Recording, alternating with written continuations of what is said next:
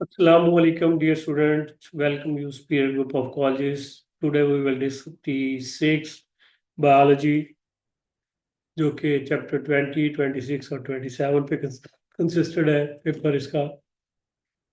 Let's discuss the MCQs. First MCQs: alpha, second alpha, third beta, fourth Charlie, fifth beta, sixth delta.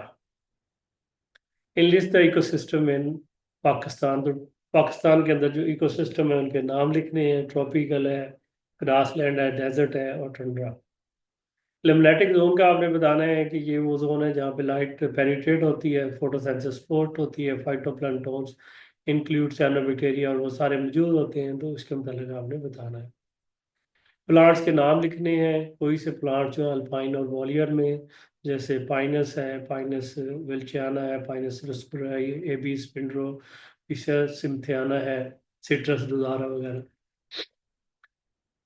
Tundra ecosystem बताना है. ये treeless reason है, high altitude और latitude के ऊपर है.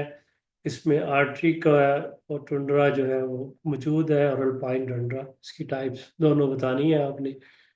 और ग्लोबल वार्मिंग में affect human life on earth. तो जब टेम्परेचर ज़्यादा होगा, तो टेम्परेचर ज़्यादा होने की वजह से ग्लेशियर ज़्यादा मेल्ट होगा, आइस कैप मेल्ट होगा, जिसकी वजह से फ्लड्स ज़्यादा आते हैं. तो ये उसका इफेक्ट है. नॉन रीन्यूएबल और नॉन रीन्यूएबल वो सोर्सेज होते हैं जो एग्जॉस्ट हो जाते हैं और वो रिसाइकल नहीं होते, जबकि रीन्यूएबल जो है वो है जो को हम जितना भी यूज करें, but they recycled in nature and we can use again and again.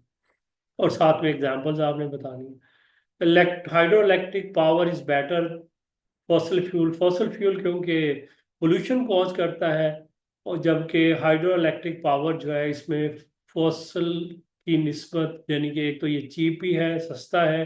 दूसरा ये कि इसमें कोई किसी तरह की पोल्यूशन जो है वो प्रोड्यूस नहीं होती. तो ये हम बताना है, और फिर उसका मेथड जो है वो आपने अब बताना है.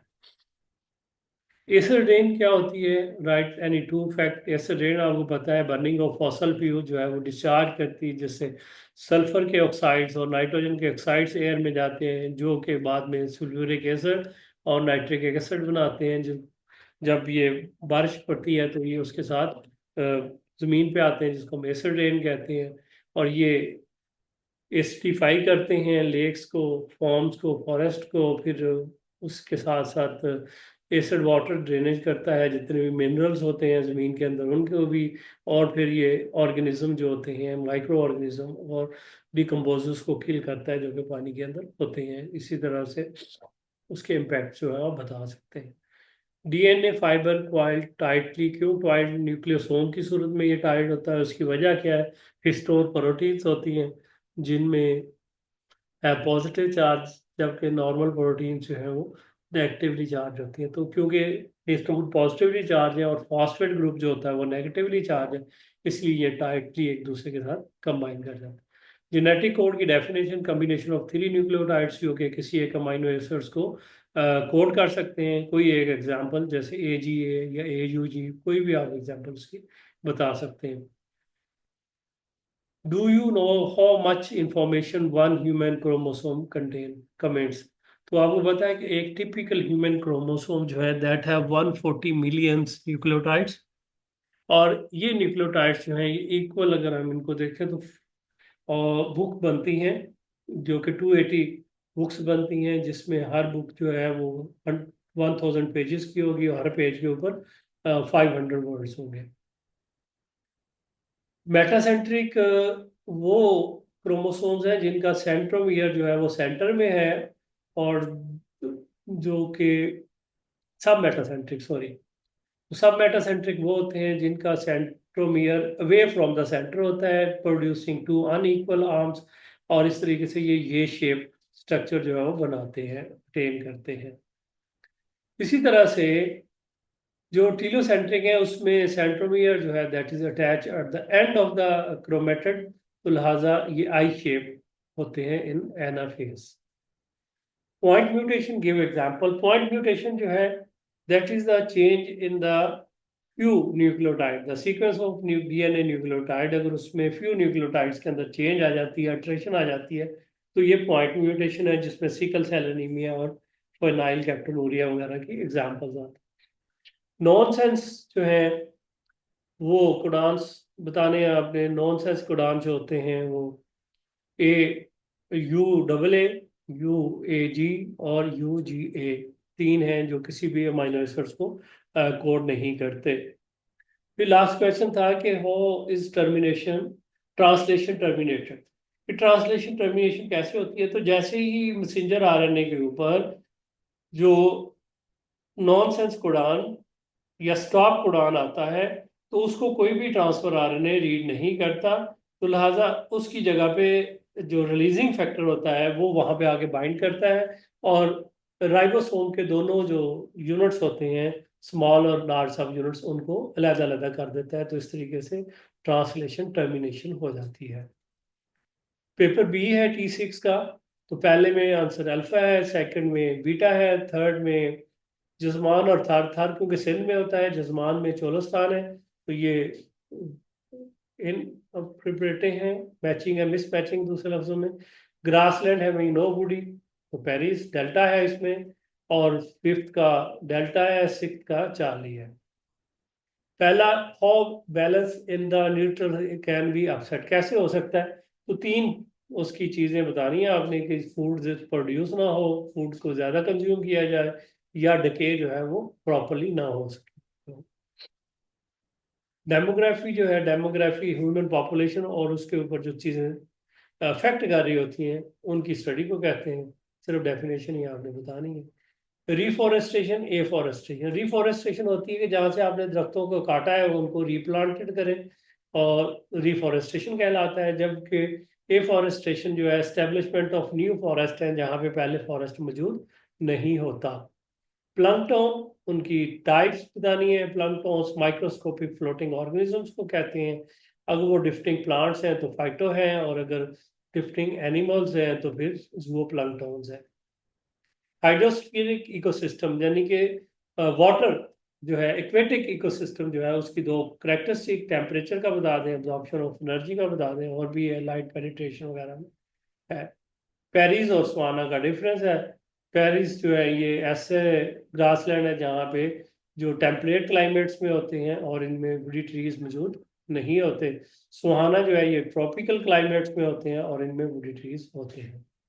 ग्रासलैंड इकोसिस्टम का इम्पैक्ट है, ह्यूमन इम्पैक्ट या उसकी इम्पोर्टेंस है। तो नेचुरल ग्रासलैंड जो वर्ल्ड के अंदर मौजूद है, क्रॉप प्रोडक्शन और लाइफ स्टॉक मैनेजमेंट के लिए इनको हम यूज कर रहे हैं।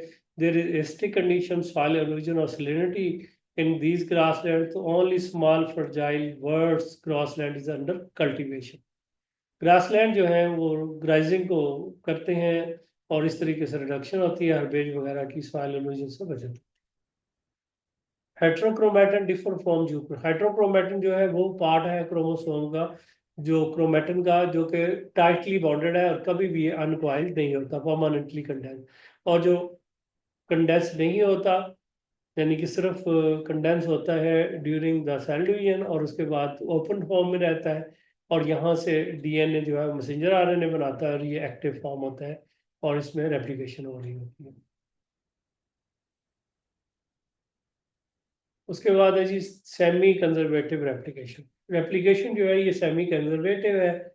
इसको जो है वो एक्सपेरिमेंटली भी जो था प्रूव किया गया कि जब भी रेप्लिकेशन होती है तो एक स्टैंड जो है वो पेरेंटल होता है, दूसरा न्यूली सिंथेसाइज होता है, तो इसलिए इसको हम कहते हैं सेमी रेप्लिकेशन होती है। One gene one polypeptide hypothesis, शुरू में ये कहा जाता था कि एक जीन जो है वो एक एंजाइम बनाता है। जो बाद में जब फर्दर स्टडी हुई तो पता चला कि जीन जो है वो एक पॉलीपेप्टाइड चेन बनाते हैं, और पॉलीपेप्टाइड चेन जो है वो अ, बाद में एंजाइम्स में कन्वर्ट होती हैं, तो इसलिए इसको मॉडिफाइड किया गया। One gene one polypeptide hypothesis. इसके बाद है जी genetic basis of sickle cell anaemia. तो ये आपको पता है कि म्यूटेशन, पॉइंट म्यूटेशन का रिजल्ट है, जिसमें एक सिंगल थायमीन जो है वो एडनीन की जगह पे रिप्लेस हो जाती है, जिसकी वजह से अमाइनो एसिड जो है वो कन्वर्ट हो जाते हैं, और फिर उसकी प्रॉपर जो है वो चेंज भी नहीं आती। इसके बाद karyotype particular array of chromosome है जो कि इंडिविजुअल किसी में पोजेस होता है, उसके मतलब आप बताना है।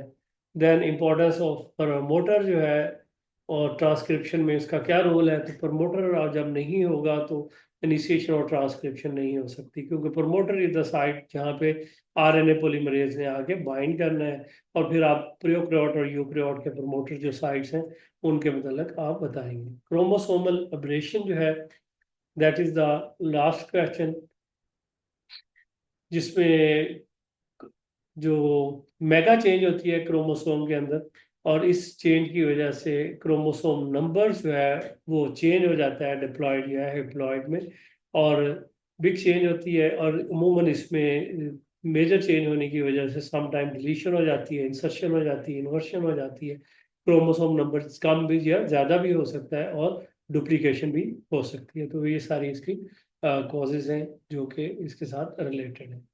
तो ये था हमारा पेपर 2 भी। Thank you very much. आज के लिए इतना ही है।